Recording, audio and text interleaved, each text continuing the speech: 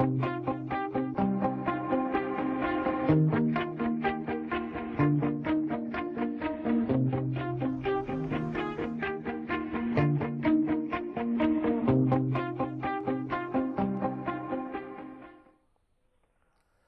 আলাইকুম শ্রী দর্শক মণ্ডলী অ্যান্ড গুড ইভিনিং। আজকে অন্যান্য দিনের মতো আমরা আবার পলিটিক্স অ্যান্ড বিয়ন্ড নিয়ে আপনাদের সামনে হাজির হয়েছি। এখানে আমরা বিগত তো বলেছি এবং আবারও বলছি যে আমাদের এই প্রোগ্রামটা হচ্ছে কিভাবে পলিটিক্স আপনার লাইফকে নির্ধারিত করতে পারে এবং আপনি কিভাবে পলিটিক্সকে সুন্দরভাবে গড়ে তুলতে পারেন, সেই সব নিয়েই আমাদের এই প্রোগ্রামের আজকে আলোচনা।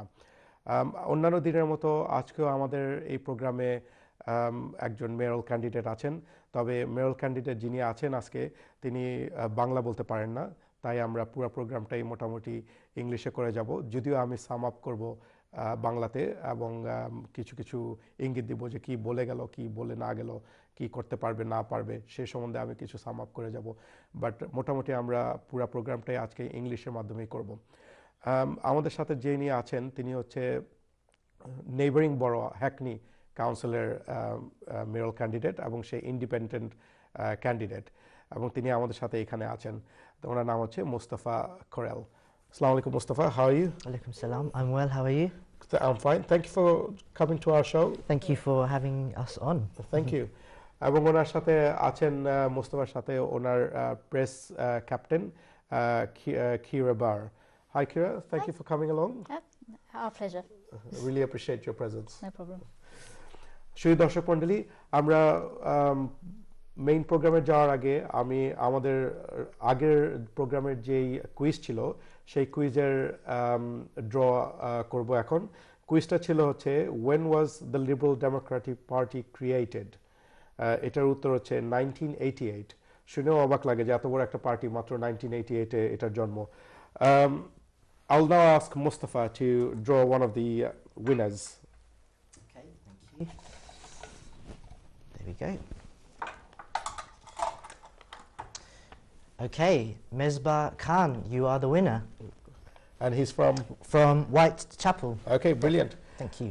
Mesbah Khan is the winner for today's quiz, and we will obviously send his gift to him. Thank you for Mesbah Bhai for participating and the others who unfortunately didn't make it. Today আমাদের যে quiz আছে সেটা হচ্ছে Hackney related এবং Hackney কোন সালে create হয়েছিল সেটা হচ্ছে আজকে আমাদের কুইজ। একটু পরে স্ক্রিনে আসবে এবং আপনারা সেটা দেখতে পারবেন। The possible answers are 1965, 1967, 1969. The quiz for today's show is when was Hackney Council created? 1965, 1967 or 1969. Please watch the screen, the scrolls will come out and where you have to email your answers and the addresses and so forth. Okay. অন্যান্য দিনের মতো আমাদের আজকের প্রোগ্রামে আমরা একটা political opinion সম্বন্ধে আলাপ করব এবং অবভিয়াসলি আজকে যেহেতু ইন্ডিপেন্ডেন্ট ক্যান্ডিডেট মুস্তাফা আমাদের সাথে আছেন ওনার কাছ থেকে আমরা এটা জানবো। Usually we do a political opinion on the first segment, and if I may ask, what was your highlight of the week or the year? Anything that is political that you think? So for me the highlight of this week has been Michael Gove sacking Sally Morgan. So it's very much to do with education and education policy and how it's made. So I don't know if you know, Sally Morgan is the chair of Ofsted, who inspects schools. And you are seeing in the media that it feels like a very politically motivated move to sack someone in such a position. And for me, I feel there's a definite ideology behind that as well. And when you think about our education system as well, you think, well, actually, it is losing its independence. It is becoming party politically motivated. So it's about ideology, it's about rhetoric. For me, I guess the highlight is we are seeing more and more that the independence of education is being removed. And we can see it, and for me, I don't like it, actually. Right. Okay. Yeah. I mean, you quite rightly said that it shouldn't be party political, but aren't these positions always been party political? I mean, Sally Morgan didn't come to this position when Conservatives were around. She came in when Labour was around.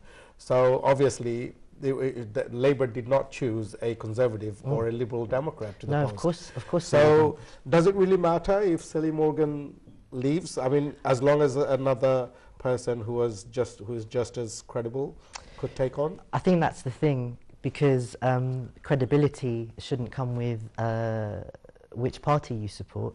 Credibility should come with how well you can do the job and how well you can lead Ofsted. Sure.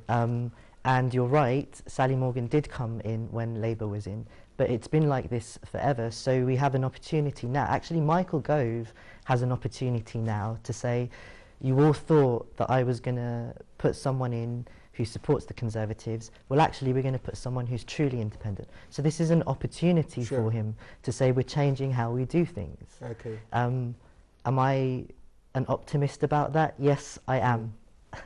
Well, hopefully, if you do hold the council in Hackney in the near future, hopefully you can appoint a non-political or political, whichever you wish to do, and it should be led by merit, you know, and nothing else. Let me bring in Kira.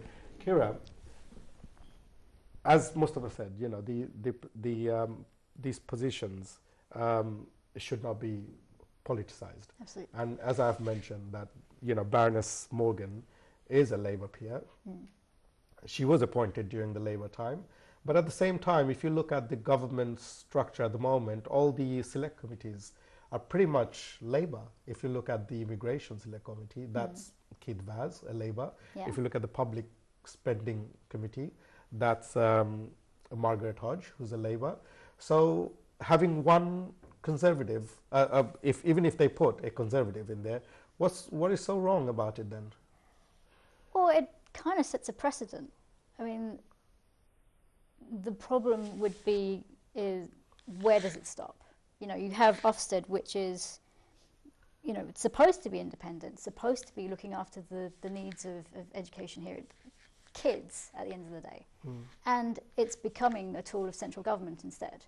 So they've done it in one place. What's to say they won't do it all the way across the board? And I think that's quite dangerous. But doing it all the way across the board, let's say you're in administration, wouldn't you want some support from your own quartile, saying that, okay, I've given like XYZ to Labour, Lib Dems and everybody, but I want some to hold on to I need to feel good about it at the same time, you know.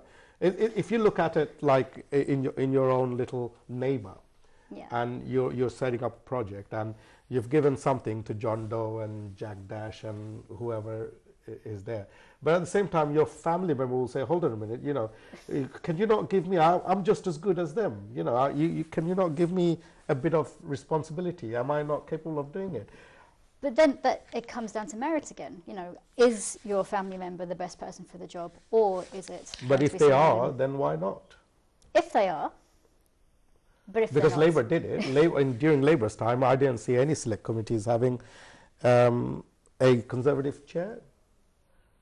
I haven't come across. Correct me if I'm wrong.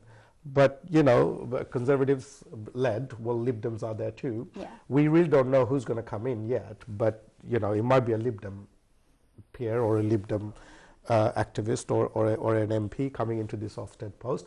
But giving the spectrum of it, you've got it's a Lib Dem and a Conservative-led government, whereas you've got select committees all over the place with Labour. Right. So I think they've done their share. They've done their bit of the share to do the evening up on the committees and the governance. Right. But then that brings it back to balance as well, doesn't it? In a sense. So I think. Let's bring it back to the council, actually. So in a council, you've got Labour's got a majority of seats. So Labour's going to sit on all the committees. All the committees. You've got about 5 Conservatives. I think, that's right. Are they sitting on any committees? Especially, I would assume, the scrutiny. Yeah, well, scrutiny is another subject which we'll go into a little bit later, I Okay. think, in my priorities. Yeah, sure, yeah. But I think in terms of balance, so when, for example, you mentioned Margaret Hodge, actually having someone who is not in the ruling party scrutinising the government, let's say, I think that's a good thing. Of course, And yeah. I think that's really healthy for Yes, of democracy, course, because then the Conservative Lib Dem coalition, they have to answer to that committee, and they have to answer to us. And I think having a plurality of voices is not such a bad thing, actually. It's very good for democracy. But we see, in the council, for instance, we see a monopoly of seats, and that's not good for democracy. And part of when you do have that kind of monopoly. So are you saying that in the Hackney Council, at present, there's no one from the Conservatives sitting on the scrutiny board? Yes, there was. So it was chaired by a Conservative council member. Okay. But there are changes due to happen in Okay. terms of Hackney scrutiny. Let me go into it now. Okay. So there was a report that came out. It was a governance review, so about how we govern ourselves as elected leaders. And one of the things to come out of that report is to is for council members to meet less often. So now they meet less often than they did. And then it's just being reduced the way they do it, the way they meet. So the council officers meeting what, the councillors or the residents? Members, The so councillors, councillors, yeah. So reducing full council meetings, actually it's a bit of a it sends the wrong message. Yeah, it does, because the officers actually need to meet the councillors more often to guide them the way, because a new councillor would not know the governance and the procedures and things like that. It's bound to make a mistake. And I can understand they're trying to save money, but not at the cost of scrutinising yourself. So I think what's great about that scrutiny is that it's led by a Conservative councillor in a majority Labour council. That's very good, because that Conservative councillor will set the agenda and will say what's happening here, what's happening here. It's very critical, because it's not the ruling party. Sure. But then taking power away, so that's eventually what's going to happen. The Lib Dems and the Conservatives have called it dictatorship. That's going a little bit too far. But I think what we need to do is actually say, we want open government. So democracy is in stake in Hackney? This is how it's being framed. Sorry, please I'll do, bring yeah. Kira in. You do live in Hackney, don't you? I used to live in Hackney. Okay, but did you live during the period when Jewel Pipe is the mayor? Yes, absolutely. Have you seen any changes? Not positive ones. Not positive ones. I mean, I'm someone who, I was born in Hackney. I was born in Clapton. I lived in Hackney up until 2007, when I was pushed out, essentially. I can't afford to live there anymore in my own hometown.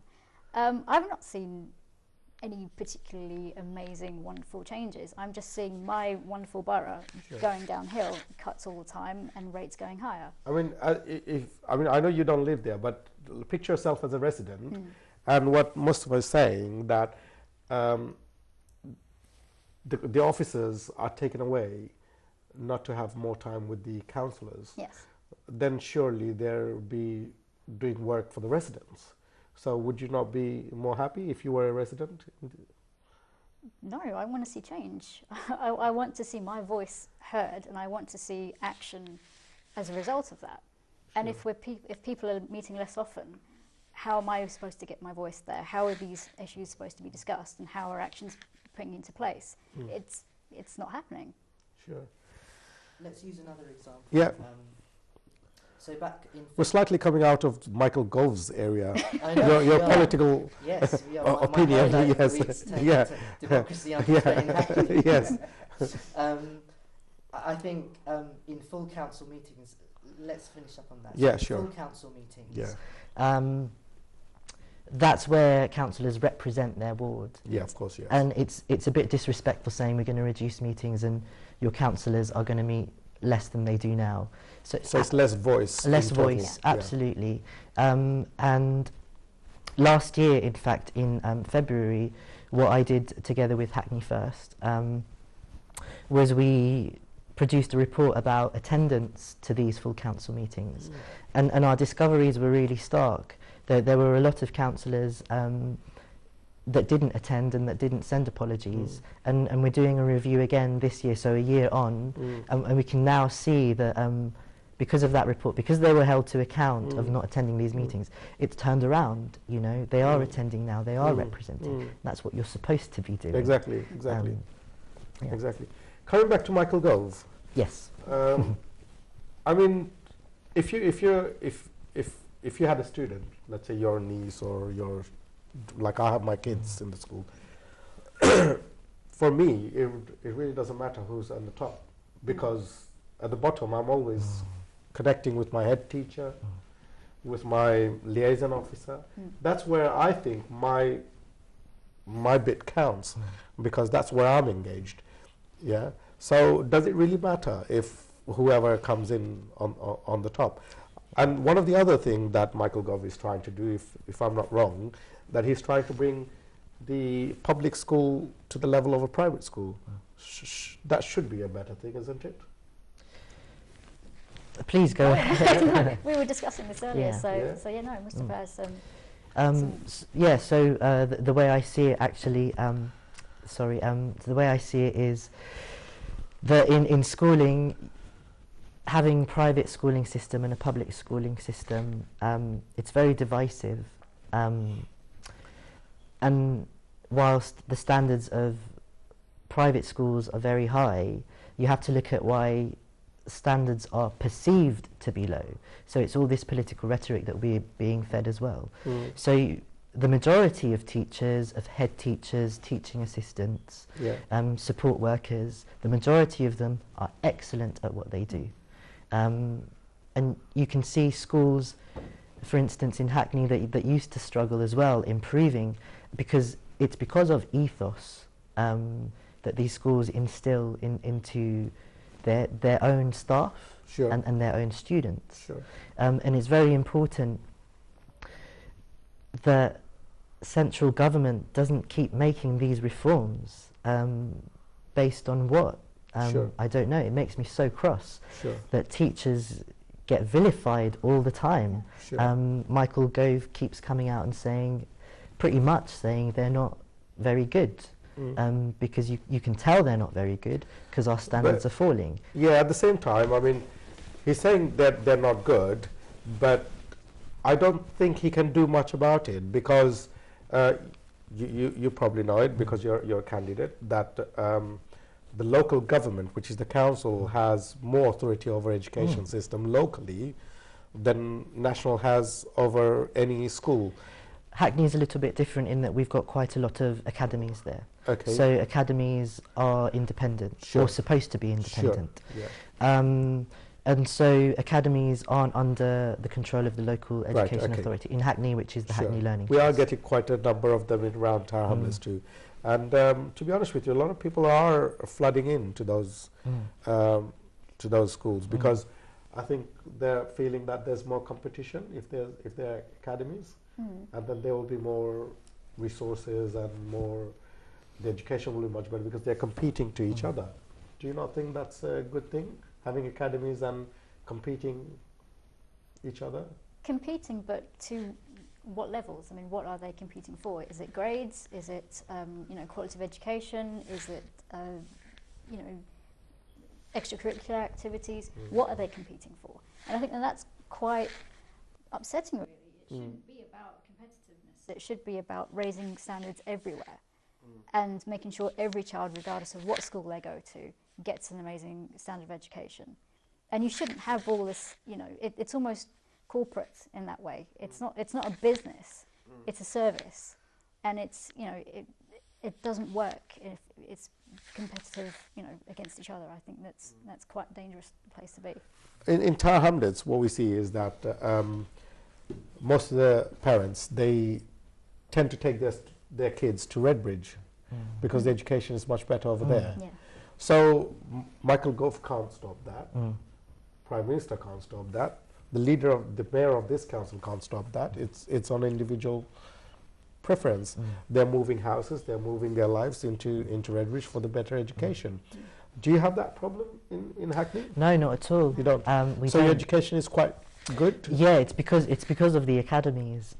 So Hackney went through a transformation over the past, let's say, past 10 years when the Learning Trust back then was set up.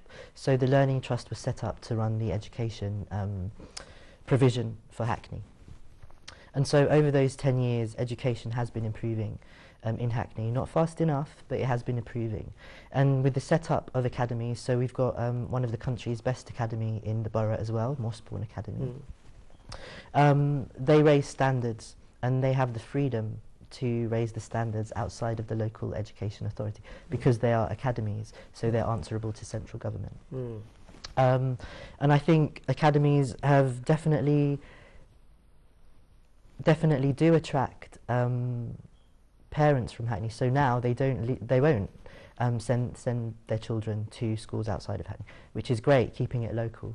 And for me, we were talking about this earlier. In fact, we were saying schools should be afforded the independence that they need to have a very direct response to the kind of students that they accept and the pupils that they accept into the school, and also making the governance decisions. So I think while local authorities can have some sway, I think you can't stranglehold schools too much. I think you've got to be able to give them the opportunity to have a community response to what's happening in their school. Sure. And so I'm all for working together with schools to make them better, not just to turn them into academies, but to actually really raise our opinion through schooling in the community, schooling through community. Thank you, Mustafa. We have to go on a break now. Of course. I'm just going to quickly sum up, and we'll continue this in the later episodes, segments. Shri Darshak Mondali, আপনারা শুনলেন মোস্তফা কোয়েলের কাছ থেকে যে ওর political অপিনিয়নটা আজকে হচ্ছে যে এই মাইকেল গোভের যে পলিসি নিয়ে আসছে, সরি নট পলিসি, যে নতুন অ্যাপয়েন্টমেন্ট দিচ্ছে, এখন আমরা জানি না কাকে উনি দিবেন। বর্তমানে যিনি আছেন Sally Morgan, who is a Labour peer, ওনাকে রিইনস্টেট করা হচ্ছে না এবং এখানে অন্য কাউকে নিয়ে আসা হবে। এটা নিয়েও উনি একটু উদ্বেগ